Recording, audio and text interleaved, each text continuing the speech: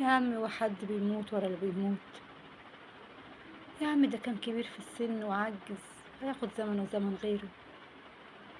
يا ست ده كانت عيانة وده كان مريض، ده ربنا رحمه، المفروض ما يتبكيش عليه.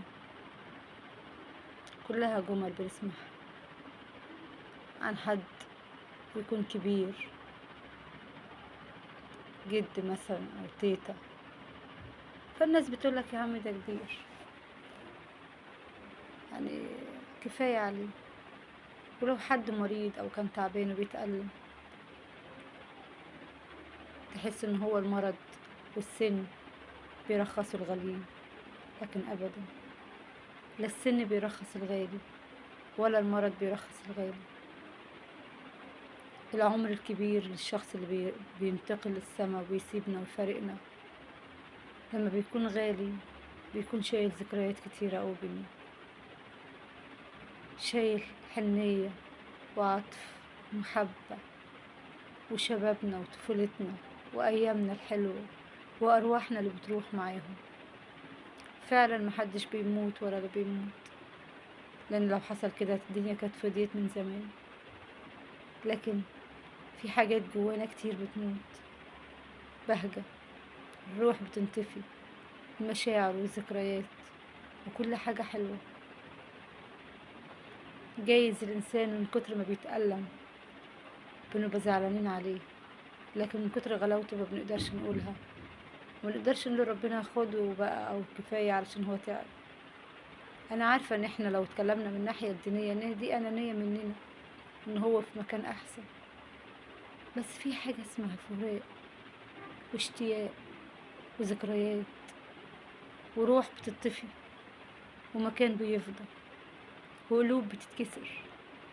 ناس كتير بتبقى من غير سند، وخصوصا لما بيكون أب أو أم. الموت بيوجع قوي والفراق صعب، ومهما الواحد يضحك أو يبين إنه مبسوط أو يحاول يطلع من المود اللي هو فيه، بتكون في حاجة جواه مش عارف إن هو يطلعها كل شوية، أو مش عارف يعبر عنها كل شوية عشان اللي حواليه ما يكتئبوش، لأن هما ملهمش ذنب. لكن من أجهل الجمل ومن الحاجات المش كويسة إن الناس تقول لبعض كده: يا عم وحد بيموت ولا اللي بيموت؟ يا عم دي كبيرة سنها كبر وشبعت من عمرها، يا عم دي مش عارفة عيانة ولا ده عيان. أجدادنا كنا نتمناهم يعيشوا العمر كله، لأن بنشوف في تجاعيد وشهم حياتنا وطفولتنا وشبابنا وذكرياتنا. والدينا نفس الحكاية، كنا نتمنى يفضلوا موجودين ونفضل نبوس على ايديهم، وخصوصا سند الأب. الموت والفراق حاجة بتكسر حاجات جوانا كتير، بتكسر فرحتنا وبتطفي روحنا، والأوجاع دايما بتزن، دايما الأوجاع دايما بتبقى حاضرة مهما حاولنا، مهما طلعنا نفسنا من مود الوجع والحزن، لكن بنفضل كأنهم شريط ذكريات قدامنا بيعدي، نفضل فاكرينهم، بنتمنى ان احنا نرجع نقعد على حجرهم تاني، ناكل من ايديهم، ونتشاقى حواليهم، ونتنطط في المكان اللي كان فيه اجمل ذكريات طفولتنا. الذكريات مش بسهولة تروح، وطفولتنا وشبابنا مش بسهولة ننساها، بس اللي يفهم الفراق بيوجعنا قوي. ونتمنى ان ربنا يعزي كل قلب موجوع ويصبر كل واحد على وجعه. العيلة امان، حاولوا تقربوا من بعض، اتصلوا على بعض، بلاش تستنوا لما تقولوا لبعض كلام حلو على فيس على صورة وصاحبها مش هيكون موجود.